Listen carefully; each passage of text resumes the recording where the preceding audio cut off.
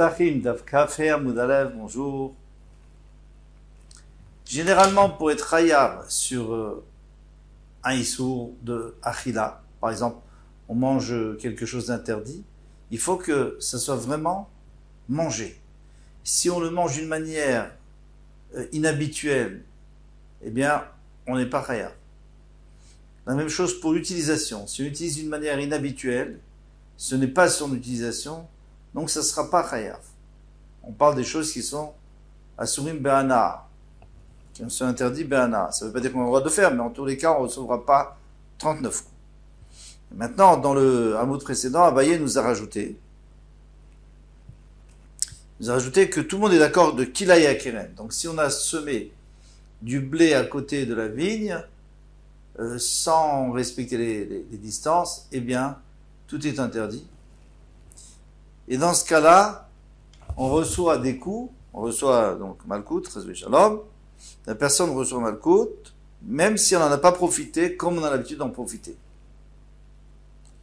Pourquoi? Maïtama, quelle est la raison? Déloctif v'achila. Parce que là-bas, on n'a pas parlé d'achila, de manger. Dans les endroits, on a parlé d'un interdit de manger.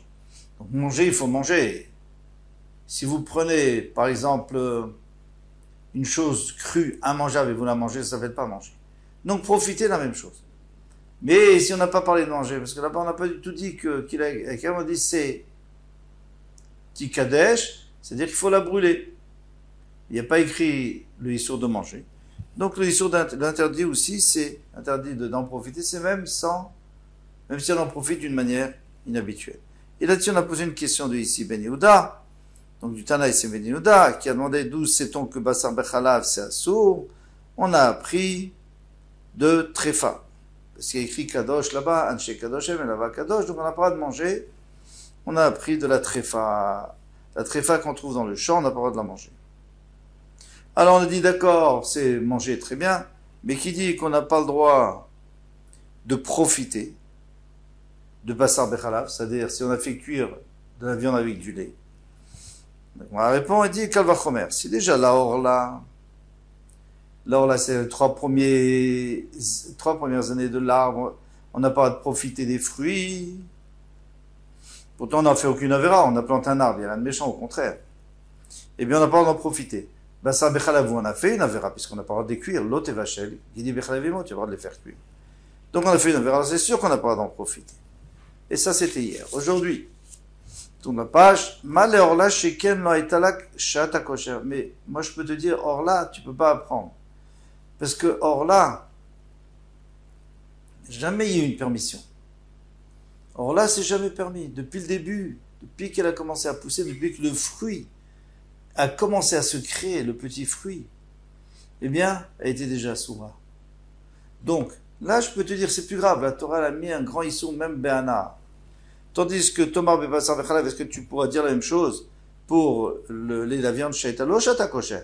Avant de les faire cuire ensemble, chacun était caché à part. Alors peut-être que la Torah n'est pas tellement marmira, peut-être que la Torah n'est pas tellement exigeante sur Basar Bechalav, au point d'interdire même le profit. La Gemara te dit, non, Chametz ve Pesach yochiach. Il te dit, je peux t'apporter une preuve de Chametz, de Pesach. Shayelo shata kosher. On sait très bien que le Chametz à Pesach, avant Pesach, on avait le droit de le manger. Ve'asur be'ana, et pourtant il est asur be'ana, pourtant, tu pourrais dire, mais puisque c'était le moutard, donc moi, on t'interdit de manger. Mais pourquoi on t'interdirait d'en profiter? C'est-à-dire que la Torah ne prend pas en considération le fait que ça soit un nouveau issour ou un issour qui était toujours là, depuis le début ou pas. Elle ne prend pas ça en compte.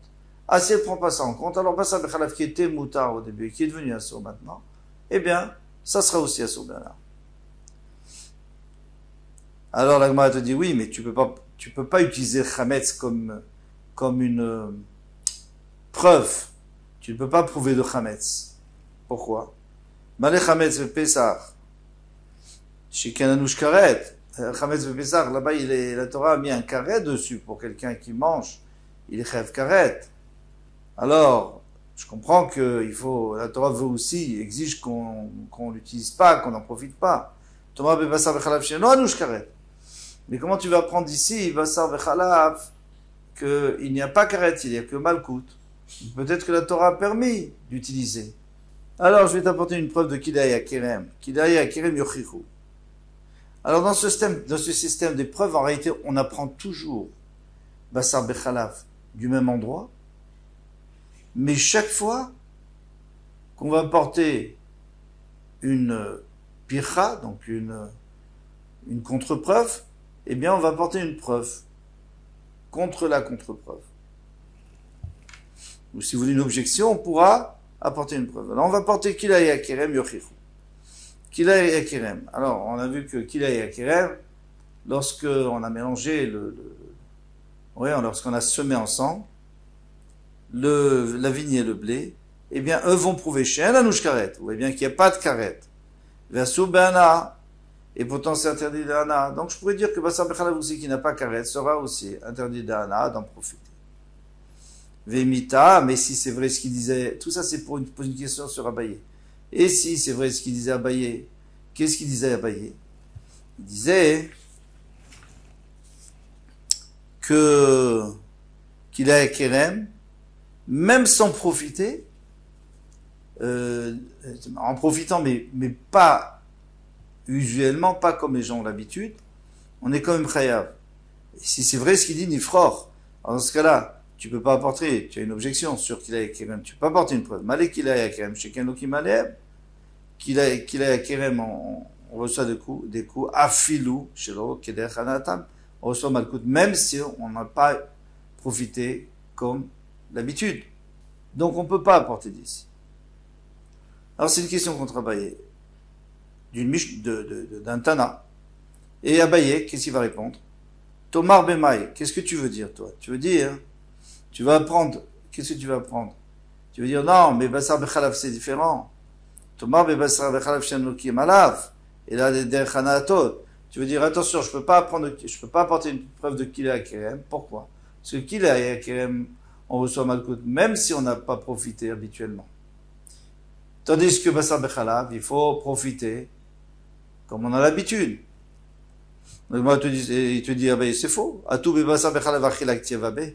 Est-ce que dans Bassar Bechalav, on a dit, on n'a pas le droit de manger? On n'a jamais dit, on a appris de Tréfa. On n'a pas dit, il n'y a pas écrit Achila. Pourquoi la Torah n'a pas mis Achila?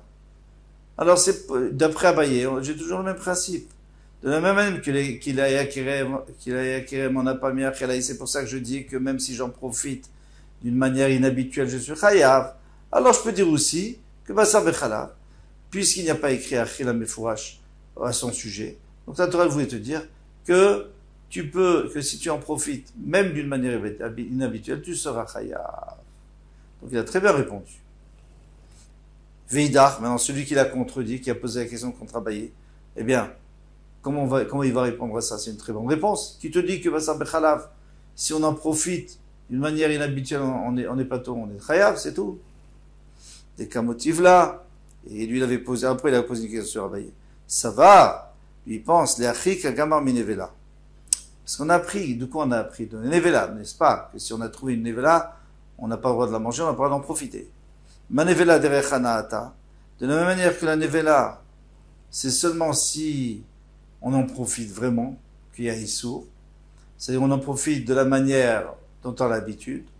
Av basar bechalav derech hanaato. Donc basar bechalav, c'est seulement si on en profite. Ouh, ça c'est embêtant, parce que Abaye, lui, il s'est arrangé avec la preuve qu'il a écrit, mais il s'est pas arrangé avec l'origine. Et c'était quoi l'origine? C'était la tréfa, c'est de là qu'on a appris. Or, à l'origine, là-bas, c'est assour seulement derech hanaato. C'est seulement si il est rêve seulement si il a utilisé habituellement, comme son habitude. Ve'abaye. Donc ça, c'était pour celui qui était contre Abaye, n'est-ce pas? Oui, celui qui était contre Abaye. Mais Abaye, comment il va se défendre?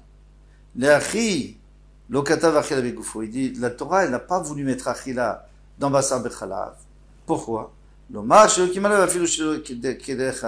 te dire qu'on reçoit Malkout, même si on n'a pas profité habituellement. Donc il revient à ce que c'est comme qu'il est à Kerem, même si on n'a pas profité habituellement, on est quand même chayav.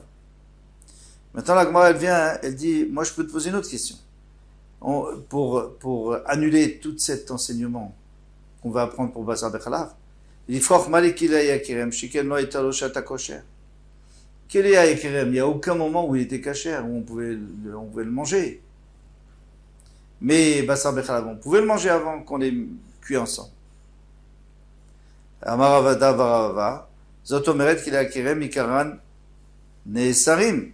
D'après toi, tu dis que qu'il a Kerem, il n'y a jamais eu de moment où c'était mouta. Ça veut dire que dès que tu les plantes, tout de suite c'est assaut. Ça veut dire quoi? Ça veut dire quoi? Si tu me dis que quand tu les mets ensemble, j'avais du blé, j'avais de la vigne, pour l'instant les deux étaient cachés, on pouvait les manger. Et maintenant, je les ai semés en même temps, alors je les ai rendus à soi. Alors tu vois qu'il y avait que Sha'ata Kosher. Je reprends. On avait dit que Kilaya Kirem, eh bien, c'est pas une bonne preuve pour Basar Bechalav, puisque Basar Bechalav, il y avait Sha'ata Kosher, il y avait un moment où on pouvait les manger, et Kilayim, on pouvait pas les manger. Alors, Amad Ravada Barava répond, Zot Omeret, alors tu es obligé de dire que Kilaya Kirem Mikarane Sarim, en vérité, les Kilaya Kirem, avant, ils étaient Moutarim, ils avaient Sha'ata Kosher. Et c'est seulement les racines, quand tu les mets en même temps, qu'elles deviennent Asurot. Mais ils avaient une utilisation possible avant qu'elles s'enracinent dans la terre. Mais Rav Shmaya a posé la question, a objecté, mais tu vois très bien qu'il n'y a pas Sha'ata Kosher. Il n'y a pas de moment de kosher. Un moment où on a le droit de les manger. Où on a le droit d'utiliser. Pourquoi? Parce que celui qui prend un tzitznakouv, donc un pot de terre dans lequel on a mis du blé, par exemple, et il est percé. Alors, s'il est percé, il est en contact avec la terre. Et il le met bas kérem, il le fait passer dans une kérem, dans une vigne. Alors, attention, maintenant, qu'est-ce qui se passe? Il se passe que ça va pousser en même temps que la vigne, et ça va devenir kilaïm. Imosif matayim asur. S'il a rajouté un 200e, c'est-à-dire s'il a grandi d'un 200e là-bas, avant qu'il enlève, c'est assour. Osifin, lo osiflo. S'il a rajouté, c'est assour. S'il n'a pas rajouté, c'est moutar. Donc tu vois très bien que c'est pas à partir du moment où ça a commencé à s'enraciner, c'est à partir du moment où ça pousse. Donc c'est-à-dire que ce blé-là qui a poussé, eh bien il n'a jamais eu Sha'ata Kosher. Il n'a jamais eu un Sha'ata Kosher. Pourquoi? Parce que dès qu'il a poussé, il est déjà sourd. En réalité, quand on dit un 200e, c'est 199 plus 1. Pourquoi? Parce que s'il y a moins que 199, s'il y a, par exemple, 200 plus 1, eh bien, c'est moutard. Il n'y a pas de problème parce que c'est batel, c'est annulé. Mais si c'est un peu moins, alors c'est pas annulé. Et c'est pour ça que c'est assourd. Amarava, très activé. Alors Rava, il dit, oui, c'est vrai. C'est vrai, tu as raison. Dans Kilaya Kerem, il y a une notion de chez Lo Yalosha Sha'ata Kosher, qu'il n'y a aucun moment où il était kasher. Et une notion qu'il y avait un moment où il était déjà kasher. Quand je dis kasher, ça veut dire qu'il était mouta. Pourquoi? C'est parce qu'il y a deux psukim, Ktiva Azera et Ktiva Amlea. Il y a écrit qu'il faut pas mélanger les racines, les tiges. Et il y a aussi écrit qu'il ne faut pas que ça grandisse. Aketsad. Alors comment il faut comprendre? Zarua meikaro. Si il a semé, depuis le début, il a semé dans la vigne. Be'ashracha. Alors c'est pas tout de suite. C'est seulement une fois que ça s'enracine dans la terre. Ça prend du temps. Zarua ou bas, même si c'était déjà semé, c'est dans un pot percé. Osif in, s'il a rajouté oui, lo osif lo. S'il n'a pas rajouté, non. Et là, il n'y aura pas Sha'ata Kosher. C'est pas grave. En tout cas, il y aura un cas où il y a Sha'ata Kosher et pourtant c'est Asur B'Ana. Donc on peut apprendre d'ici Basar Bechalab. Maintenant, on passe à autre chose. Amarabi Yaakov, Rabbi Yochanan, Bekol Mitrapin, on a le droit d'utiliser n'importe quel médicament pour se guérir, se soigner, Chutz Meatse Hashera, sauf les bois de Hashera, c'est-à-dire un arbre sur lequel on a fait Avodah Zara ou qui a été planté pour faire Avodah Zara. Echidami, comment il est cas? Inema Deika Sakana, si tu me dis que c'est un cas où il y avait de la sakana, que la personne est en danger, Afilu Atse Hashera Nami, dans ce cas-là même, on a le droit d'utiliser du bois de Avodah Zara. Oui, les cas sakana, mais s'il n'y a pas de sakana, Afilu Kolisoim Shvat Torah Namilo. Dans ce cas-là, aucun interdit tu aurais le droit d'utiliser. Parce qu'il n'y a que pour Pirkoach Nefesh qu'on a le droit, par exemple, d'être Bechel Shabbat ou d'utiliser quelque chose d'interdit. Un médicament interdit, on aurait le droit de le prendre si on n'a pas le choix. Mais si, non. Le land des Kasakana, moi je pourrais toujours te dire qu'il est en danger. Alors pourquoi les Hatse Hashera, on n'a pas le droit? Pourquoi? Parce que c'est de l'Avodah Zara, et l'Avodah Zara, on n'a pas le droit de se sauver avec l'Avodah Zara. Les Tanya. Comment on s'amuse dans une braïta? Rabbi Eliezer Omer. Rabbi Eliezer dit, Imnema bechol nafshecha. Alors il écrit, V'afta et Hashem elokecha. Il y a écrit, tu aimeras Hashem, dans Kriyat Shema. Bechol levavcha, ufchol nafshecha, ufchol meodecha. Il dit avec tout ton âme. C'est-à-dire, tu dois faire Messirut Nefesh, tu dois te donner complètement pour la Torah. Lamanema bechol meodecha. Pourquoi apprendre dit avec toute ta fortune? Bien sûr, si tu dois te donner toi-même, se sacrifier, bien sûr que tu dois sacrifier ta fortune. Maintenant, admettons qu'il y avait un chidouche de dire qu'il faut donner sa fortune. Admettons. Maintenant, c'est plus la peine de dire avec toute ton âme. Parce que si tu me dis que l'argent c'est plus important que l'âme, alors plus la peine de dire avec toute ton âme. Alors là, c'est pour te dire, si un homme pour qui le corps est plus cher à ses yeux que son argent, c'est pour ça qu'on te dit, eh bien, il faut donner ton âme pour Hachem.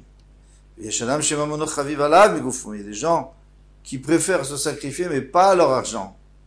C'est pour ça qu'il est écrit Bechol Meodecha avec toute ta fortune. On va dire, par exemple, une mitzvah. Il y a une mitzvah à faire. Cette mitzvah, elle doit être faite. Il faut un gros effort pour arriver à la faire. Par exemple, aider quelqu'un à porter quelque chose de lourd. Et il faut aussi de l'argent pour payer le taxi. Alors, il n'a pas d'argent, le pauvre.